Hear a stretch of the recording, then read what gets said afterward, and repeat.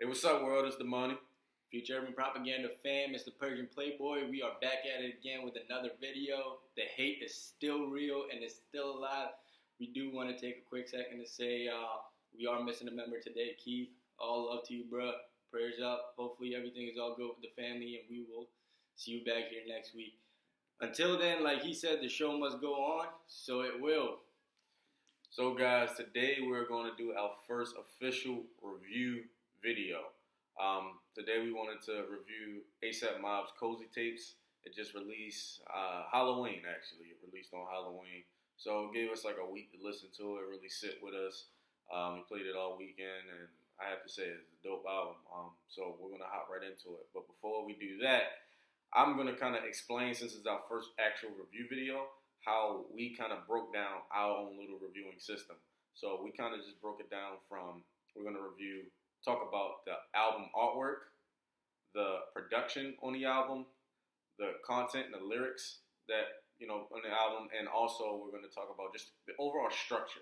If the album actually has like kind of like a theme, does it have skits, stuff like that, and just the way the songs are put together. We're gonna judge all three of those, and we're gonna kind of do it just by give it 1 star being the lowest and 5 stars being the best.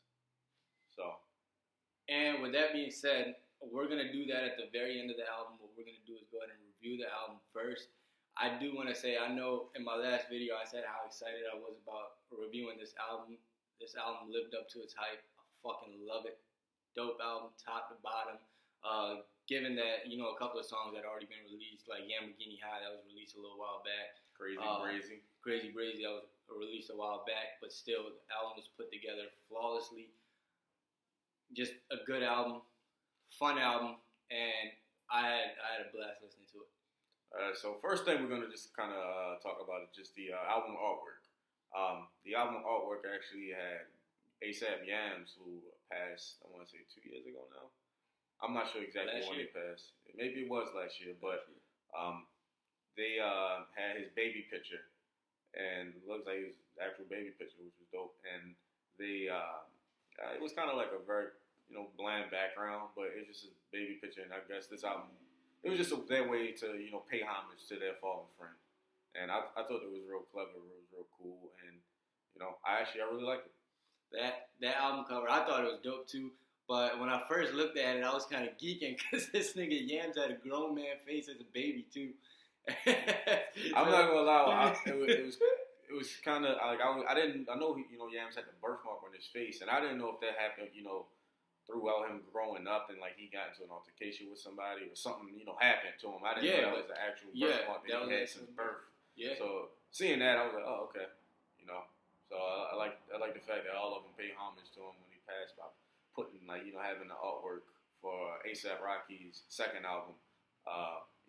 Even before Rocky had released his cover work, I know it was like one with ASAP and ASAP. I want to say Ferg. They all kind of had like this concept photos where they would have the ASAP and birthmark, and it was like kind of enhanced to be purple. I thought that was cool and clever.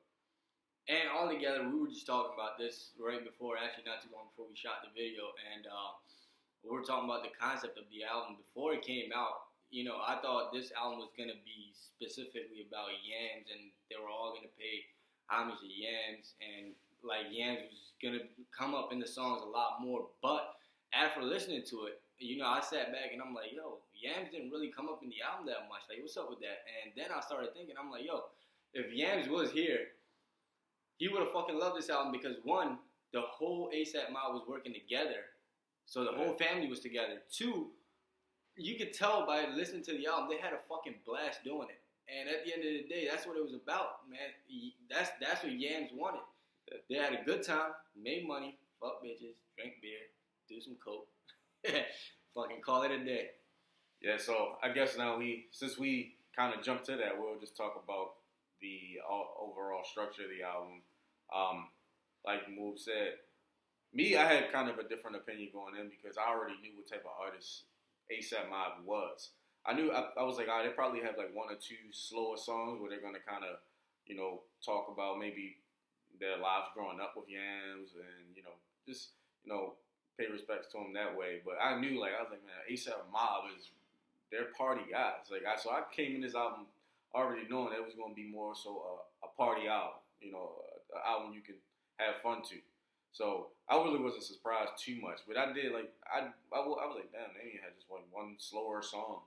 It really did seem like it was more of a celebration. You know, they celebrated his life the way he would want them to, you know, by having fun, going out there and party. And honestly, I think that's one of the better ways to go about things. You can't mourn for too long. I recently just had a childhood friend pass a couple weeks ago, and you know, when at the funeral, well, actually the repast, I would say, everyone was kind of like down at first, and then like one of his uncles was like, "Nah, he wouldn't want us to be like this. He wanted us to have fun." Because my friend was, I wouldn't say similar to Yams, but he was he was life of the party everywhere he went.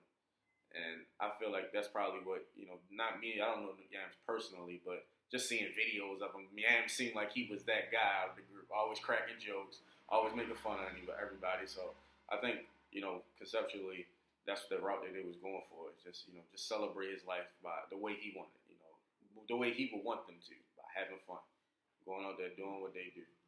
And I think they did a really good job with it. Lyrics-wise, you know, lyrics, you can't, it's not like a Kendrick album. You're not going to be breaking down the lyrics and sitting there and deciphering a code. It's fucking party lyrics, you know? It's just them having fun, joking around. Oh, yeah. That's what it was. Yeah, so now I guess since we touched on that, go right into the lyrics of the album. Like Move said, like, ASAPMOB, like, Ferg, he got bars. I give it to Ferg. Ferg be spitting some cool, clever stuff, man. Rocky too, man. Rocky's definitely proven himself lyrically in previous projects, freestyles, you know, features, all that. So, and also, like, I mean, A$AP Nas, man. A$AP Nas, I really feel like he stepped his bars up with on Nasty's World, one of my favorite songs on the album. And also, honestly, man, like A$AP Ant, he really stepped it up on this album. He had a lot of shine too. He was on a lot of records. I can't even. He more than Ferg actually, and that's pretty cool to see. Like they actually, you know, giving him his like, hey, you next up, so you know they're giving him his time to shine. And it's funny because like I actually went to driving school with A$AP Yams. If you don't know, he's from Baltimore, and that's where we live right now. And he used to actually literally like ask the teacher to get up in front of the class and rap, and look where he is now. So you know, shouts out to A$AP Ant. So and. With that being said, wrapping up the lyrics, going into beats, they nailed it. So it's an ASAPMOB album. It's an ASAPMOB album. It's an ASAPMOB album. I don't even know, like, who, like, I gotta go back. I'm sorry if I'm not doing my homework, but I need to go back and just kind of look at the production, like, who the credits for it. Because I know Rocky for a little bit was, you know, experimenting with making beats. He has an in-house, I gotta do my homework. But he has an in-house producer as well that he works side by side with. Like I know that he helped him co-produce Jody off of A$AP Rocky's first album. But yeah, man, like the guys, whoever did the production, one of my favorite beats was Telephone Calls, man. Like that, Jesus, Telephone Calls, Stay High, even Nasty's World, man. Nasty's World was hands down. I mean, all right, saying so. Even though we haven't done the last part of the rating yet, but what would you say is your favorite song on the album? Nasty's World right now.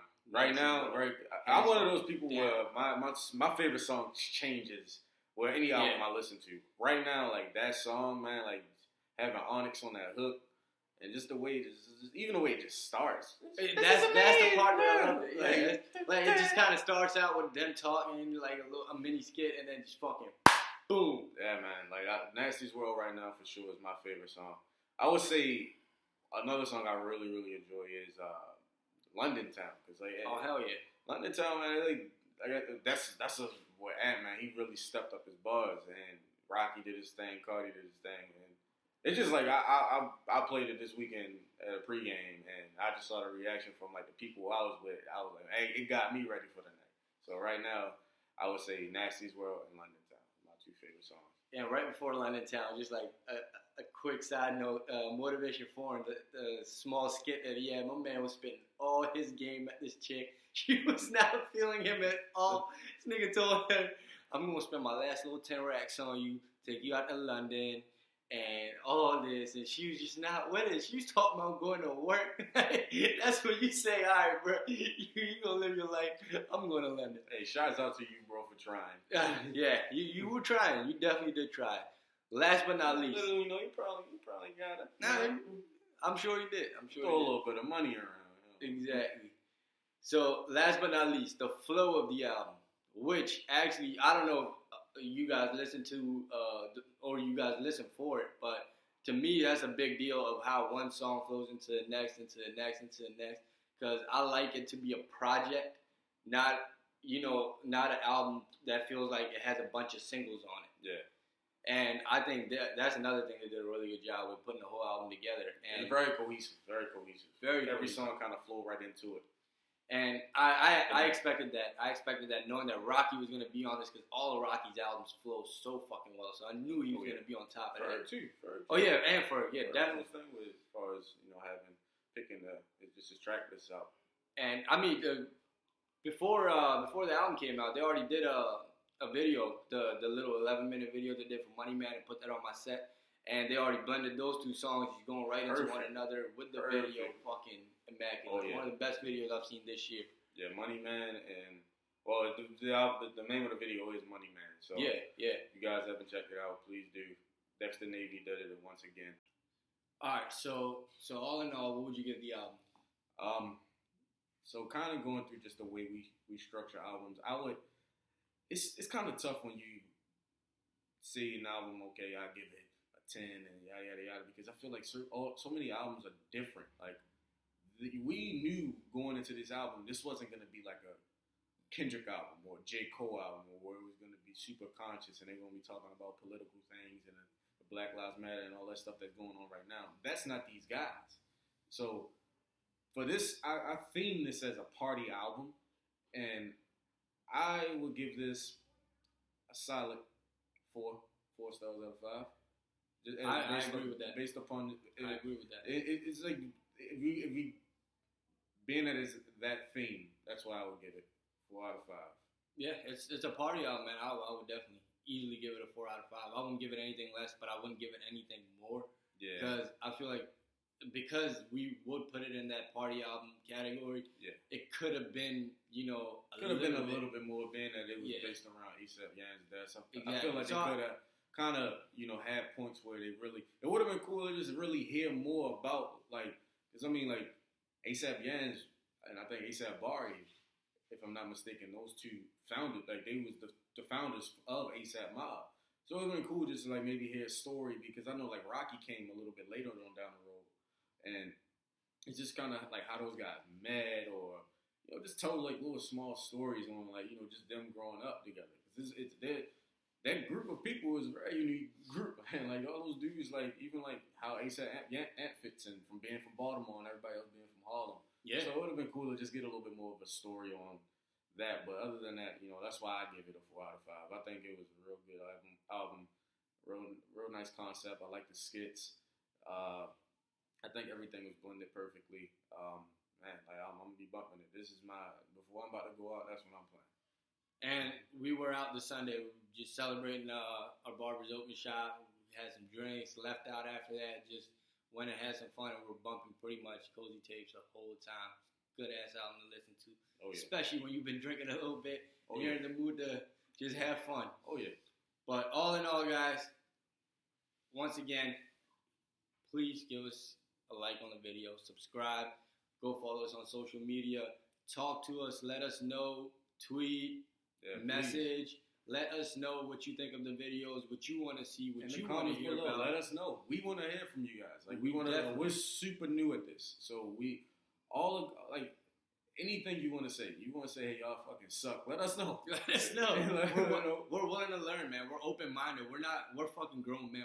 If you tell us we fucking suck, give us some positive criticism as well. Like, tell us, what we could do to make it better so that you will want to see it. If you want to be an asshole about it, all right, be an asshole about it, but fuck you, I'm not listening to you. But if you're like, yo, you fucking suck, but this is what you could do to make it better or improve, then yeah, I'm open to criticism. I'm not an egotistical guy at all. Neither is he, and neither is our boy Keith, who is not here. Yeah. But like I said, give us criticism, subscribe, like, comment, and come back next week when we will be talking some more about. We haven't decided yet because no album's out. So you guys will find out, and you're in for a surprise. Trust me, we'll have a good one for you. Have a good one, YouTube. Peace.